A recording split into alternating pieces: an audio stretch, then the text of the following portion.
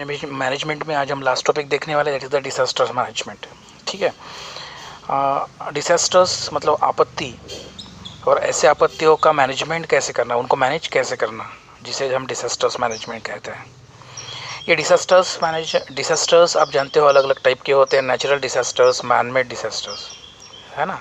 Natural disasters मतलब जो कुदरती आपत्तियाँ हैं, जैसे हम बोल सकते हैं बाढ़ आना, जंगलों में अपने आप आग लग जाना, उसके बाद फायर, ये है लाइटनिंग है, थंडर स्ट्रॉम है, तो ये सब जो है वो नेचुरल डिसास्टर्स में है। ये सुनामी है ना, जो कि हमारे कंट्रोल में नहीं होते। वेराज कुछ डिसास्टर है जो कि मैन मेड है, जैसे एक्सीडेंट्स है, बॉम्ब ब्लास्ट है ना। कई बार जब गर्दियाँ ज़्यादा होती है तो काफ़ी रश हो जाता है इंडस्ट्री में, कई बार एक्सीडेंट ये हो जाता है, जैसे कोई गैस लीक हो जाता है तो वहाँ होने वाले एक्सीडेंट्स हैं। तो ये आपत्ति कोई भी हो, it may be the natural और फिर डिसास्टर्स, दोनों में नुकसान ये लाइफ का तो होता ही है, साथ में हमारे प्रॉपर्टी का भी होता है। तो ऐसे समय पे सही समय पे उसका केयर करना, या फिर सही समय पे विक्टिम जो है, जो पेशेंट है जिसके ऊपर वो आपत्ति आई है, उसको सही मायने में न्याय अगर देना है तो उसके लिए डिसास्टर्स मैनेजमेंट का रोल काफ़ी इम्पोर्टेंट है। डिसास्टर्स मैनेजमेंट प्रॉपर प्लानिंग करता है। डिसास्टर्स मैनेजमेंट के थ्रू ये जो भी एक्टिविटी है, मतलब डिसास्टर्स आने के पहले या फिर बाद में, उस समय सही मायने में कोऑर्डिनेशंस किया जाता है, क्योंकि उनके बेसिक जो है कुछ what I can say responsibility है, स्कोप है। और सबसे पहला ये है कि जो भी सिचुएशंस आई है और जो भी लॉसेस हुए हैं उसको प्रिवेंट करना, जो सिचुएशंस है उनको बैलेंस करने का काम डिसास्टर्स मैनेजमेंट करती है। साथ में ही जो भी नुकसान हुआ वो किस तरह से उस नुकसान अगर भविष्य में आता भी है तो उसको, उसके ऊपर करेक्टिव एक्शन क्या रहेगी वो लेना है। उसकी इंटेंसिटी कितनी, उसके हिसाब से सही मायने में उनको न्याय देना है। उसके बाद ऐसे डिसास्टर्स के लिए पूरी तरह से प्रिपेयर्ड भी होना है। डिसास्टर्स आता है तो वो सिचुएशन में इमरजेंट एक्शन लेना है।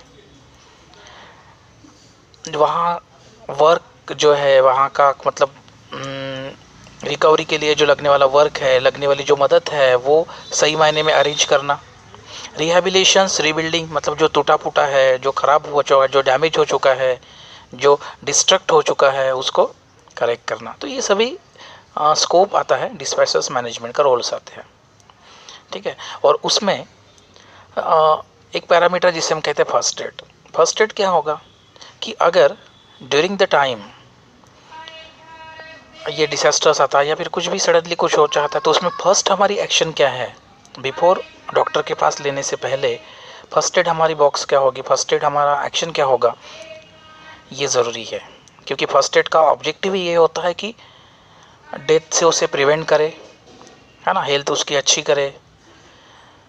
तो फर्स्ट एड के बेसिक 3 प्रिंसिपल है, जिसे ABC कहा जाता है। ये ABC मतलब उनके लेटर जो है स्टार्ट होते हैं A से, B से, C से, इसलिए इसे बेसिक प्रिंसिपल्स कहा जाता है ABC। उसमें फर्स्ट क्या है, that is the A, that is the airway. अगर कोई पेशेंट है जिसको ब्रीदिंग लेने में तकलीफ़ हो रही है, जिसे सांस लेने में तकलीफ़ हो रही है, तो ऐसे पेशेंट को पूरी तरह से बैकवर्ड स्लोपिंग पोजीशन में उसे लेटाया जाता है। ओके, और रेस्पिरेटरी मतलब कोशिश की जाती है कि उसका जो रेस्पिरेटरी जो पैसेज है वो ओपन करे, सो दैट ब्रीदिंग अच्छे से हो, जिसे हम एयरवे कहते हैं। दूसरा जो है ब्रीदिंग, आप लोग कई बार मूवीज़ में वगैरह देखते होंगे, है ना, कोई मतलब कोई पानी में गिर गया, है ना, और उसको तैरना नहीं आता है, और बाद में उसको जब निकाला जाता है तो उसकी ब्रीदिंग रुक जाती है, तो माउथ टू माउथ ये ऑक्सीजन उनको प्रोवाइड किया जाता है ना। तो अगर ब्रीदिंग रुक गई है तो ये सिचुएशंस को हैंडल किया जाता है माउथ टू माउथ रेस्कुलेशंस के माध्यम से, जिसे ब्रीदिंग कहा जाता है, जो है B। तीसरा जो है C, that is the circulations. अगर मान लीजिए कि विक्टिम जो है, जो पेशेंट जो है वो बेहोश है ना, तो उस समय माउथ टू माउथ उसको ऑक्सीजन दिया जाता है 2 बार। उसके बाद उसकी जो हार्ट है, हार्ट के ऊपर प्रेसिंग किया जाता है, चेस्ट जिसे ये बोलते हैं ना, तो प्रेसिंग किया जाता है चेस्ट के ऊपर दोनों पाम्स के माध्यम से, ये चीज़ की जाती है। मतलब माउथ टू माउथ रेस्पिरेशन दिया जाएगा या उसके चेस्ट के ऊपर प्रेसिंग किया जाएगा। तो ये नियरली 15 टाइम्स किया जाता है। ऐसे प्रोसेस को कार्डियो पल्मोनरी रेस्कुलेशंस कहा जाता है, CPR कहा जाता है। तो ये भी एक मेथड है। तो एयरवे, ब्रीदिंग और सर्कुलेशंस, ये मेथड के माध्यम से फर्स्ट एड की ट्रीटमेंट की जाती है। बाकी कुछ जनरल है, जैसे ब्लीडिंग है कि अगर कहीं खून बह जाता है तो उसको सबसे ऊपर उस ब्लड को, वो जगह को क्लीन करके उस पर एंटीसेप्टिक पैड लगाया जाता है और वहाँ थंब के माध्यम से उसको प्रेस किया जाता है 15-5 मिनट तक के, तो सो दैट वो ब्लड रुक जाता है। कई बार फ्रैक्चर हो जाता है बंदा, तो उस समय जो पोर्शंस फ्रैक्चर हुआ है उसको बेंड नहीं होने देते हैं और उसको रॉड्स के माध्यम से, रूलर के माध्यम से स्ट्रेट रखा जाता है, कोशिश की जाती है, और स्ट्रेचर के माध्यम से उसको लेटाया जाता है। बर्न्स, कई बार कुछ चीज़ें जलती है ना, इंजर्ड वगैरह हो जाता है, जलता है, तो उस समय उस पे ऊपर आप कम से कम 10 मिनट तक के कोल्ड वाटर वगैरह छोड़ सकते हैं। नेक्स्ट जो है कॉमन चीज़ें, जिसे राइस से रेमेडी भी कहा जाता है, कि जैसे कोई चोट लग गई है, कोई दर्द हो रहा है, पीठ का दर्द है, ट्विस्टिंग हो चुका है, तो ऐसे समय पे बेसिक RICE ये मेथड फॉलो किया जाता है। R मतलब रेस्ट, जिसे रिलैक्स पोजीशन पे लिटाया जाता है। I मतलब आइस, ये उसके ऊपर वो पोर्शंस को, इंजर्ड पोर्शन के ऊपर आइस लगाया जाता है। तीसरा है कॉम्प्रेशन, कि उसमें थोड़ा सा आइस लगाने के बाद मसाज किया जाता है वो पोर्शंस के ऊपर। और नेक्स्ट जो है एलिवेलेट में वो जो इंजर्ड है उसको, वो पोर्शंस को सीधा रखा जाता है। पेशेंट विक्टिम जिसे हम बोलोगे, उसे एक जगह से दूसरी जगह शिफ्ट करने के लिए अलग अलग मेथड्स का इस्तेमाल किया गया। आपके टेक्स्ट बुक में अलग अलग पिक्चर्स के माध्यम से काफ़ी इजी दिया हुआ है। क्रेडल मेथड आप देखोगे कि जैसे जिसका वेट कम होता है, जहाँ छोटे बच्चे होते हैं, उनको क्रेडल मेथड का इस्तेमाल किया जाता है, जैसे उसको हाथों में इस तरह से पकड़ के। दूसरी ये ह्यूमन क्रश मेथड है। ये ह्यूमन क्रश मेथड, अगर किसी के पैर को लगा हुआ है, एक पैर को लगा है, तो उसको सपोर्ट दिया जाता है कंधे में उसके हाथ डाल के। ये क्रचर मेथड्स के है। तीसरी जी है ये कैरिंग ऑन 4 चेयर मेथड्स है। दो बंदे के हाथ, दो हाथों के माध्यम से चेयर बनाया जाता है और उसके ऊपर उसको बिठाया जाता है। नेक्स्ट जो है वो आप लोगों ने फायर ब्रिगेड वालों को देखा होगा, वो लोग क्या करते हैं कि विक्टिम को खांधे पे लेके जाते हैं, है ना। कैरिंग पिगी बैग मेथड आप बचपन में करे हो ऐसे, उस तरह से कि पेशेंट अगर अनकॉन्शियस है तो उसको खांधे पे इस तरह से लटका के लेके जाते हैं। पुलिंग एंड लिफ्टिंग मेथड जो है उसमें पेशेंट्स को दो बंदे मिलके उसको पकड़ते हैं सर के, मतलब खांधे के बल से।